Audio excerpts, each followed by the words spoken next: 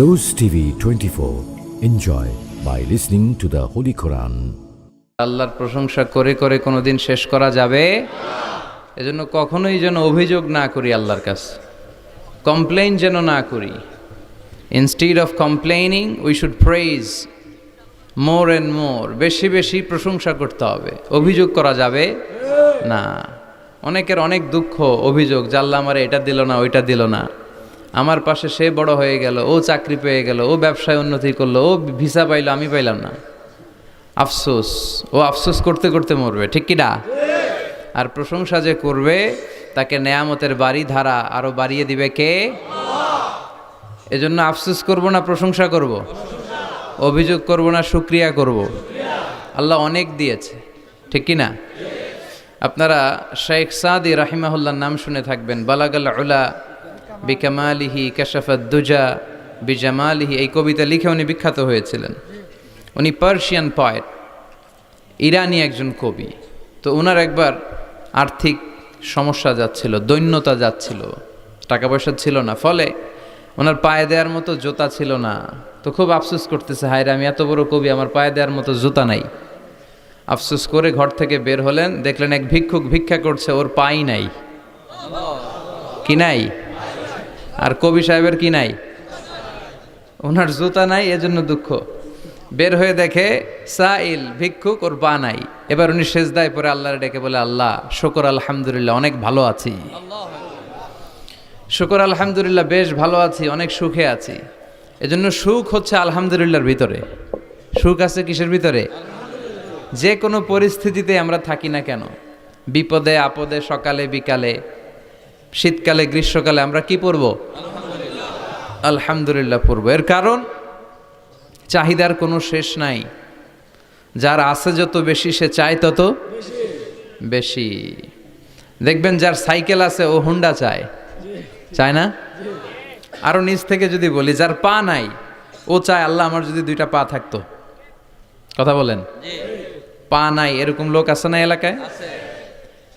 সে হেঁটে যাওয়া লোকদের দিকে তাকিয়ে থাকে, আর তার স্বপ্ন থাকে ওইটা, ইস আমার যদি পা থাকতো। হেঁটে হেঁটে হেঁটে যারা বাজারে যায়, স্কুলে যায়, কলেজে যায়, ওদের আফসোস যারা সাইকেল চালায় ওদেরকে দেখে, তাই না? সাইকেল থাকলে খুব ভালো হইতো, সাইকেল চড়ে চড়ে বাজারে যেতে পারতাম। সাইকেলওয়ালারও আফসোস আছে, সে আফসোস করে হুন্ডাওয়ালাদের দেখে, মনে মনে ভাবে যদি ভো ভো থাকতো, হ্যাঁ একেবারে যেতে পারতাম। হুন্ডাওয়ালাদের আফসোস হচ্ছে প্রাইভেট কারওয়ালাদের দেখে, ইস আমার যদি একটা কার থাকতো। যার কার আছে ও আফসোস করে, ইস আমার যদি একটা প্লেন থাকতো। যার প্লেন আছে ও বলে, ইস আমার যদি একটা কপ্টার থাকতো, if I had a copter, আমার যদি একটা হেলিকপ্টার থাকতো, উড়াল মারতাম। কথা বলেন। তাহলে এই চাহিদার, ডিমান্ডের, হিউম্যান ডিমান্ডসের কোনো শেষ আছে? যে এলাকার ছোট্ট মেম্বার, ওই মেম্বার ভাই চায় কি করে চেয়ারম্যান হওয়া যায়। কথা বলেন। যিনি চেয়ারম্যান হয়ে গেলেন, উনি এবার ভাবে কি করে MP, member of the parliament হওয়া যায়, তাই না? আচ্ছা, এমপি যিনি হয়ে গেলেন, উনি আরেকটু উপরে যেতে চায়, ভাবে যদি একটু একটু যদি যাইতে পারি, একটা মন্ত্রণালয় যদি পাইতাম, হ্যাঁ মিনিস্ট্রি যদি একটা পেতাম, কতই না ভালো হতো। তো মন্ত্রী যিনি হইল, উনি, ওনার অনেক শখ, ইস আর একটা জায়গা বাকি, হ্যাঁ কি নাম ওইটার? PM, prime minister. কিন্তু এই দেশে অসম্ভব। কথা বলেন। এই দেশে প্রাইম মিনিস্টার হওয়া যাবে? এক দুজন এদের মধ্যে ধাক্কাধাক্কি, এবং ওনাদেরকেই মেনে নিতে হবে। আপনি বাঁচেন আর মরেন, ওনারাই প্রাইম মিনিস্টার। কথা বলেন। তাহলে এই কথাগুলো বলার উদ্দেশ্য হচ্ছে, হিউম্যান ডিমান্ডসের কোনো শেষ নাই, আনলিমিটেড হিউম্যান ডিমান্ডস। এজন্য বিশ্বনবী বললেন, লাউ আন্না লিকুল্লি ইবনি আদামা ওয়াদিয়ান মিন যাহাব আহাব্বা আইয়াকুনা লাহু ওয়াদিয়ান ওয়া লা ইয়ামলা আফাহু ইল্লা তুরাব। আল্লাহ বলেন, এই বনি আদমের প্রত্যেককে যদি একটা করে স্বর্ণের পাহাড়ের মালিক বানিয়ে দেয়া হয়। কিসের পাহাড় দেখছেন জীবনে? আচ্ছা, স্বর্ণের পাহাড়ের যদি মালিক বানিয়ে দেয়া হয়, আহাব্বা আইয়াকুনা লাহু ওয়াদিয়ান, একটা করে স্বর্ণের পাহাড়ের মালিক বানিয়ে দিলেও সে চাইবে কিভাবে আরো একটা স্বর্ণের পাহাড়ের মালিক হওয়া যায়। আচ্ছা, একটু বুঝে শুনে উত্তর করবেন। একটা স্বর্ণের পাহাড়ের মালিক যদি আমি হই, শুধু আমি কেন, আমার 14 পুরুষ এটারে বিক্রি করে খেলেও কি শেষ করতে পারবো? তো আমার আরেকটা লাগবে কেন? আরেকটা দিয়ে আমি কি করব? স্বভাব। বিষ্ণুই বললেন, সবশেষে হাদিসের শেষাংশে বললেন, ওয়ালাইয়ামলা আফাহু ইল্লা তুরাব, কবরের মাটি ছাড়া কোনো কিছুই মানুষের এই জিহ্বাটারে থামাতে পারবে না। চিৎকার করে বলেন ঠিক কিনা? এজন্য যার আছে বেশি ও চায় বেশি, এই ডিমান্ডটারে একটু কমাতে হবে, আল্লাহর কাছে শুকরিয়া করতে হবে। অর্থের প্রয়োজন আছে, কিন্তু এটার হৃদয়ে স্থান দেয়া যাবে না। এটা হাতে আসবে আবার চলে যাবে, ঠিক কিনা? হৃদয়ে স্থান থাকবে কার? যাদের হৃদয়ে আছে আল্লাহর ভয়, তারা কভু পথ ভুলে যায় না। আল্লাহর প্রেম ছাড়া এই দুনিয়ায় কারো কাছে কোনো কিছু চায় না, ঠিক কিনা? মুমিনের হৃদয়ে দরদ ভালোবাসা থাকবে একজনের জন্য। চিল্লায় বলেন তো তিনি কে? এজন্য আমরা যেন শুকরিয়া করি, আমরা যেন অভিযোগ না করি। দেখেন, আমরা যদি জিজ্ঞেস করি, ভাই আপনি কি চান, কি লাগবে আপনার, কার কি লাগবে, একজন বলবে আমি এটা চাই, আমার এটা নাই, আমি ওইটা চাই, ওইটা চাই, কত কিছু লাগবে আমাদের। কিন্তু ঠিক এই মুহূর্তে যেই লোকটা হসপিটালের বেডে শুয়ে আছে, ক্যান্সারে আক্রান্ত, ক্যান্সার যার নেই কোনো অ্যান্সার, ওরে যদি জিজ্ঞেস করেন, ও বলবে আমার কিচ্ছু লাগবে না, আমি শুধু বাঁচতে চাই। ও কি চায়? আর আমরা অনেক কিছু চাই। এজন্য আমরা শুকরিয়া করব বেশি বেশি। শুকরিয়া করলে বাড়িয়ে দেয় কে? বিশ্বনবী দোয়া করতেন, আল্লাহুম্মা জাআলনি সাবুরা ওয়া জাআলনি শাকুরা ওয়া জাআলনি ফি আইনি সগীরা ওয়া ফি আয়ুনিন নাসি কাবীরা। আল্লাহ আপনি আমারে ধৈর্যশীল বানান, আপনি আমারে শুকরগুজার বান্দা বানান। আল্লাহ আমার চোখে আপনি আমারে ছোট বানান, গোটা বিশ্বের মানুষের চোখে আপনি আমারে বড় বানান। সবাই পড়ি আমিন। এজন্য সবসময় প্রশংসা করব কার? কম কম না বেশি বেশি? সবসময় শুকরিয়া করতে রাজি আছি তো? আল্লাহ সব সময় যেন আমরা তোমার শুকরিয়া করতে পারি, তুমি তৌফিক দাও। আরো জোরে পড়বো সবাই আমিন। আড়াইবাড়ি দরবার শরীফের পীরে কামেল আল্লামা মোহাম্মদ গোলাম হাক্কানি রাহিমাহুল্লাহ, আল্লাহ ওনার কবরটাকে তুমি নূর দিয়ে পরিপূর্ণ করো। আল্লামা মোহাম্মদ গোলাম হাক্কানি রাহিমাহুল্লাহ কমপ্লেক্সের শুভ উদ্বোধন ও তাফসিরুল কোরআনের প্রোগ্রাম। স্থান হচ্ছে মেটংঘর ভুইয়াবাড়ি প্রাঙ্গণ, থানা হচ্ছে বাঙ্গোরা বাজার, উপজেলা মুরাদনগর, জেলা কুমিল্লা। আপনারা শুনেছেন যে আমার দাদার বাড়ি এখানে মুরাদনগরে পরমতলাতে। আলহামদুলিল্লাহ, জীবনে এসেছিলাম কয়েকবার, খুব বেশি আসা হয় না। আমার জন্ম হয়েছে আবার ঢাকায়, ঢাকার ডেমরা থানায়। আমার জন্মের অনেক আগ থেকেই আব্বা আম্মা ওইখানে থাকে, ফলে আমি হয়ে গেছি ঢাকাইয়া। ঢাকাইয়াও হয়েছি, আবার কুমিল্লারও রয়ে গেছি, মানে কুমিল্লাতে আবার বিয়ে করছি। এই যে আমার নানা শ্বশুর, পেশা বছর হচ্ছেন আমার নানা শ্বশুর। তো এই জন্য অনেকেই আমার পরিচয় নিয়ে খুব কনফিউশনে পড়ে, আসলে আমি কি কুমিল্লার না ঢাকার। আমি বলি দুইটারই, কুমিল্লাও আমার বাড়ি, ঢাকাও আমার বাড়ি। ঢাকা আমার জন্মস্থান, আর কুমিল্লা আমার দাদার বাড়ি। আজকের এই প্রোগ্রামের সভাপতি হচ্ছেন আল্লামা মোহাম্মদ গোলাম সরোয়ার সাঈদী, পীর সাহেব, আড়াইবাড়ি দরবার শরীফ ও অধ্যক্ষ আড়াইবাড়ি ইসলামিয়া সাঈদিয়া কামিল মাদ্রাসা। আমার মাথার তাজ, মুহতারামি ওয়া মুকাররামি, আমার প্রিয় নানা ভাই চমৎকার কথা বলছিলেন, খুব গুছিয়ে কথা বলেন, অল্প কথা বলেন, বেশি বলেন না, কিন্তু যেখানে বলা দরকার ওইটাই বলেন, যা বলা দরকার তাই বলেন, ঠিক কিনা? পীর হতে হলে এমন পীর হওয়া দরকার। অনেক পীরের নাম আমরা জানি, কাউকে ছোট করে কটাক্ষ করে বলছি না। আপনি আমার নানা ভাইয়ের কথা শুনলে দেখবেন যে গতানুগতিক যে পিরালি, এই পিরালি উনি করে না। কোরআন সুন্নাহকে আধুনিকভাবে মানুষের কাছে পৌঁছে দিতে চায়, জোর করে কাউরে মুরিদ বানাতে চায় না। ওনার কাছে মুরিদ হতে আসলেও উনি বানাইতে চায় না, আগে অন টেস্ট করে, পরীক্ষায় রাখে যে আপনি এই বাজে অভ্যাসগুলো ছাড়তে পারবেন কিনা, এগুলো করতে পারবেন কিনা। এবং নানা ভাই মনে করে ওনার হাতে হাত রেখে কেউ বায়াত হওয়া মানে ওনার রেসপন্সিবিলিটি অনেক বেড়ে গেল। উনি এই রেসপন্সিবিলিটি থেকে মুক্তি চায়, উনি বানাতে চায় না। তো এইরকম পীর থাকার দরকার আছে না নাই? যিনি আল্লাহর ভয়ে সব সময় তটস্থ থাকে।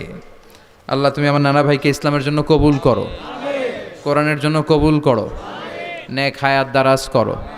কোরআন সুন্নাহর কথাগুলো তিনি যেমনভাবে প্রকাশ করে যাচ্ছেন, আমরণ যেন আপসহীনভাবে কোরআন সুন্নাহর কথা প্রকাশ করতে পারে। আল্লাহ তুমি তৌফিক দাও। আল্লাহর কাছে কামনা করছি যে অল্প কিছু সময় আমরা কথা শুনবো, সরাসরি কোরআন থেকে শুনবো, পড়ি ইনশাআল্লাহ। কোরআন থেকে কথা শোনার সবচেয়ে বড় একটা ফজিলত হচ্ছে এই কথার মধ্যে কোনো গোজামিল নাই, কোনো ভুল নাই, কোনো সন্দেহ নাই। চিল্লায় বলেন ঠিক কিনা? এবং কেউ কি এই কোরআনের ব্যাপারে কোনো সন্দেহ, কোনো ভুল, কোনো ইনকনসিস্টেন্সি প্রমাণ দিতে পেরেছে? পারে নাই, পারবেও না।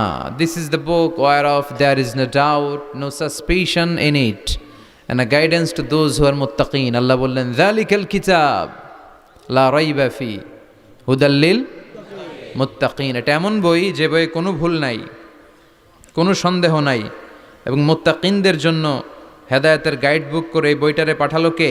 আল্লাহ। এজন্য এই বইটা আমরা বুক সেলফের একেবারে উপরের তাকে রাখবো, যাতে ধুলা বালি আর মাকড়সার বাসা এটা ময়লা হয়ে থাকে। হ্যাঁ, কোথায় রাখবেন? একেবারে হাতের কাছে রাখবো, হাতের কাছে রাখবো। পৃথিবীর সবচাইতে নন্দিত এই কিতাবটা আজকে সবচাইতে বেশি নিগৃহীত, উপেক্ষিত। বুক সেলফে রাখে, তাও একেবারে উপরের তাকে, কারণ বছরে 1-2 বার কামে লাগে। কেউ মরলে, কথা বলেন, মারা গেছে, এখন সামনে বসে বসে কোরআন তেলাওয়াত করতে হবে। কোরআন এসেছে জীবিত মানুষদের জন্য। কোরআন নিজেও জীবিত কিতাব, আলোকিত করেও জীবিতদেরকে। চিল্লায় বলেন ঠিক কিনা? কিতাবুন হাই, জীবিত কিতাব, ওয়াকিং এনসাইক্লোপিডিয়া, চলমান বিশ্বকোষ। যাই জিজ্ঞেস করবেন তথ্যের সম্ভার, তথ্য উপাত্ত আর ইনফরমেশন এই কোরআনের ভেতরে আছে না নাই? মানব সমস্যার সব সমাধান আছে। এজন্য এই বইটাকে বলা হয় দ্য প্রবলেম সলভিং মেথোডোলজি। এই কোরআন আপনার সব প্রবলেমকে সলভ করে দেয়। It's not a problem creating methodology. এটা জীবনের কোথাও সমস্যা বাধায় না। কোরআন কোথাও সমস্যা লাগায়? কথা বলেন, জট লাগায় নাকি জট খুলে দেয়? আলহামদুলিল্লাহ পড়েন। এজন্য কোরআনের সাথে যেন আমরা সম্পর্ক বাড়াই। We should increase the attachment with the holy book Quran. যতই সম্পর্ক বাড়াবেন আপনার মর্যাদা বাড়াবে কে? আল্লাহ। সম্মানিত ভাইরা, খেয়াল করে বুঝবেন, সাইয়েদনা জিবরিল আলাইহিস সালাম এই কোরআন নিয়ে পৃথিবীতে এসেছিল, তাই তিনি হয়েছেন শ্রেষ্ঠতম ফেরেশতা। রমাদান আল মুবারকে আল্লাহ তাআলা এই কোরআনকে নাজিল করেছে, তাই রমাদান হয়েছে শ্রেষ্ঠতম মাস। বিশ্বনবীর উপর আল্লাহ তাআলা এই কোরআন নাজিল করেছেন, তাই তিনি হয়েছেন বিশ্বনবী। আমরাও যদি এই কোরআনের সাথে সম্পর্ক লাগাই, আমাদের মর্যাদাও এরকম আকাশচুম্বী করে দিবে কে? আল্লাহ। এজন্য কোরআনের সাথে অ্যাটাচমেন্ট বাড়ানোর দরকার আছে না নাই? প্রতিদিন যেন আমরা কোরআন তেলাওয়াত করি, প্রতিদিন যেন কোরআনের বঙ্গানুবাদ পড়ি। যা বলার সব বলা হয়েছে, নতুন করে আল্লাহ কিছু বলবে না। এজন্য কোরআন থেকে নূর নিয়ে যেন আমরা নিজেদেরকে আলোকিত করি। কোরআনের একটা নাম হচ্ছে নূর। একটা নাম কি? লিতুখরিজান নাসা মিনাজ যুলুমাতি ইলান নূর।